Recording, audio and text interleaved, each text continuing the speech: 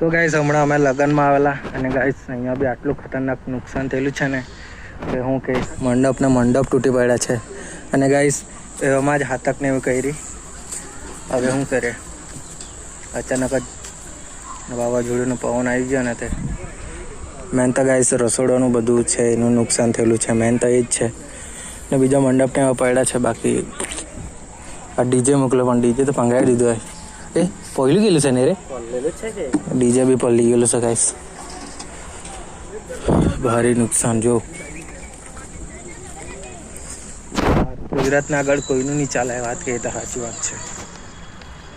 અને ગાઈસ અમારા ઘર બાજુ તો પતરા ને એવા બી ઉડી ગયેલા છે અને નાલોઠા ગામમાં જ છે ગાઈસ આજે માંડવો હતો સવારના કેવું હતું મારો બ્લોગ જોજો પહેલાં એ બ્લોગ આવી જશે કાં તો આવશે